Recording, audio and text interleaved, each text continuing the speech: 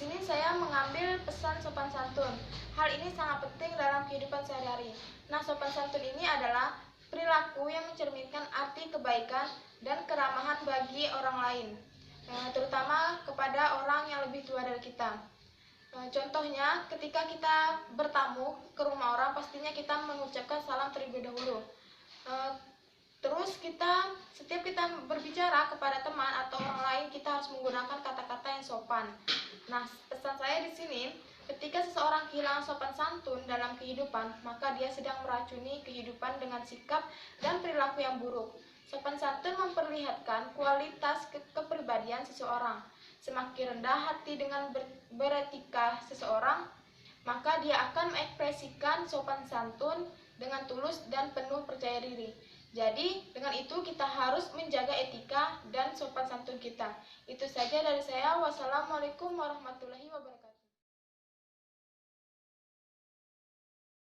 Assalamualaikum warahmatullahi wabarakatuh. Perkenalkan, nama saya Sindira Pena Yunita dengan NIM 1801414669. Nah, baiklah, di sini saya akan melanjutkan penjelasan dari teman-teman saya tentang pesan-pesan budi pekerti.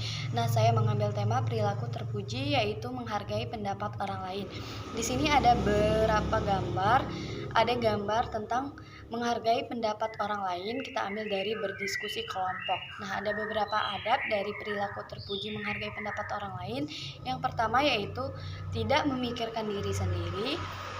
Yang kedua yaitu tidak boleh menganggap bahwa jawaban kita adalah jawaban yang paling benar. Yang ketiga yaitu berusaha saling menghargai satu sama lain.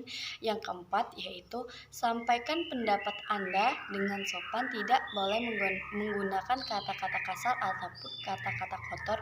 Yang kelima, ketika kita menyampaikan pendapat kita, maka kita harus menunggu lawan bicara kita selesai berbicara dengan tidak memotong pembicaraan mereka. Baiklah, sekian dari saya. Wassalamualaikum warahmatullahi wabarakatuh.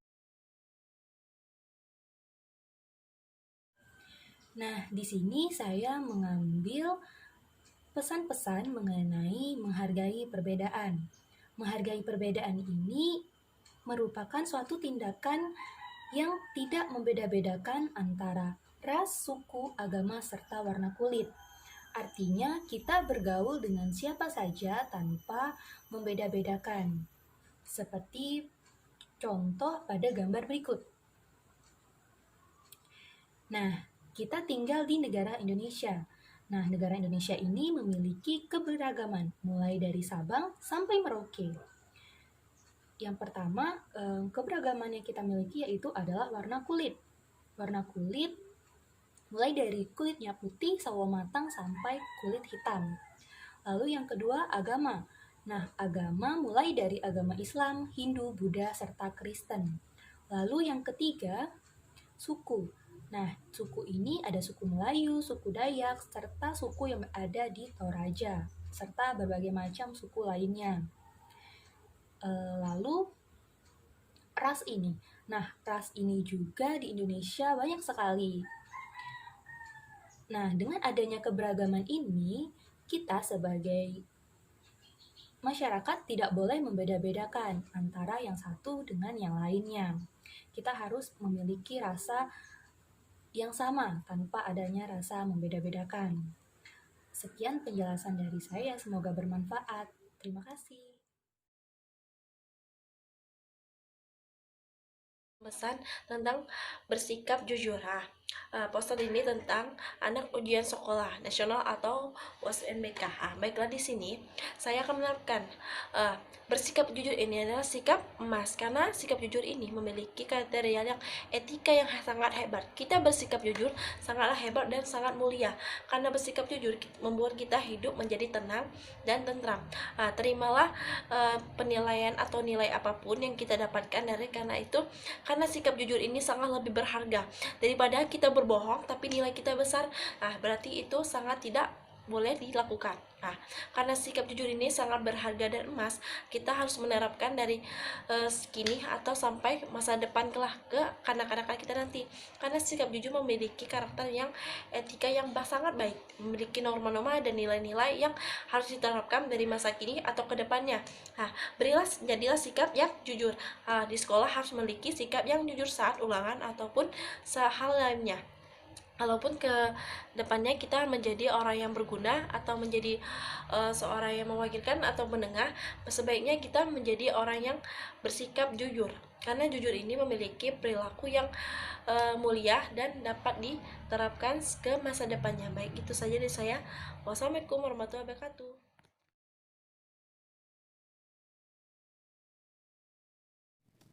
Saya akan menjelaskan tentang tema membuang sampah sembarangan. Sampah merupakan suatu benda yang tidak ternilai atau tidak berharga yang ada di sekitar lingkungan masyarakat. Di Indonesia sendiri, kita dapat melihat sampah di mana-mana, khususnya di daerah perkotaan dan sekarang menjadi masalah besar di lingkungan Indonesia. Nah, teman-teman, perlu kalian ketahui, sampah di Indonesia merupakan masalah yang sangat serius dan juga menjadi masalah sosial, ekonomi, dan budaya. Dan hampir di semua kota di Indonesia mengalami kendala dalam mengelola sampah. Hal ini terjadi karena pengolahan TPA atau tempat pembuangan akhir di sebuah kota lahannya masih kurang, sehingga masyarakat banyak membuang sampah di selokan, sungai, dan laut. Sampah merupakan musuh bagi lingkungan karena dapat mengakibatkan banjir, rusaknya ekosistem laut seperti matinya ikan dan rusaknya terumpu karang, dan juga dapat mencemari lingkungan seperti kotor, kumuh, jorok, dan dapat menimbulkan bau yang tak sedap yang dapat menimbulkan penyakit. Nah, dari hal tersebut, kita sudah tahu bahayanya sampah bagi manusia. Jadi, jangan membuang sampah sembarangan ke selokan, sungai, laut, jalan, dan di lingkungan lainnya. Nah, di sini ada contoh gambar masyarakat yang membuang sampah sembarangan. Perbuatan tersebut merupakan akhlak tercela atau akhlak yang buruk, yang kurang baik untuk ditiru. Dan selanjutnya ada contoh gambar masyarakat yang tidak membuang sampah sembarangan, yaitu dengan membuang sampah ke tempat yang telah disediakan. Itu merupakan contoh akhlak terpuji atau akhlak baik yang harus kita tiru agar lingkungan di sekitar kita tetap bersih, nyaman, indah, dan sehat.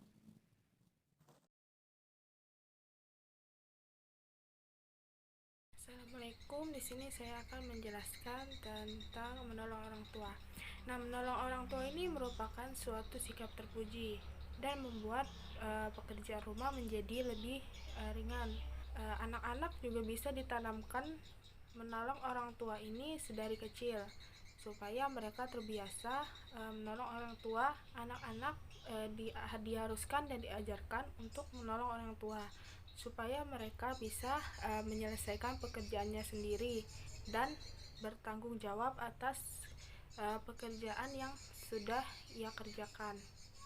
Menolong orang tua ini bisa dengan mencuci piring, menolong ibu memasak, menolong melipat pakaian, menolong menyapu rumah, membereskan rumah, dan lain-lain. Hal tersebut harus ditanamkan dari sekarang karena semua yang mereka kerjakan itu akan mereka bawa sampai mereka dewasa nanti. Dan jika pekerjaan rumah sudah lebih cepat selesai, maka akan memperluas waktu bersama dengan keluarga, seperti kumpul dengan keluarga, bercanda tawa dengan keluarga di saat-saat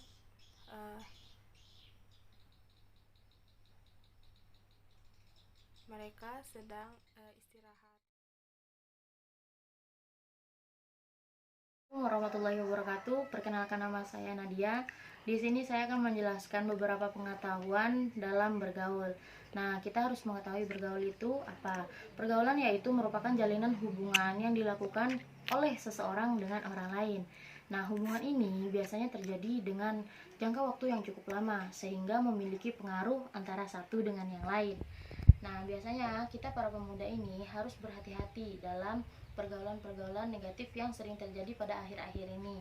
Contohnya seperti mabuk-mabukan, narkoba, dan perlakuan seks sebelum menikah. Nah, beberapa contoh pergaulan tersebut bisa terjadi dikarenakan perselisihan yang terjadi di keluarganya atau yang biasa kita kenal dengan broken home. Yang kedua, sebagainya.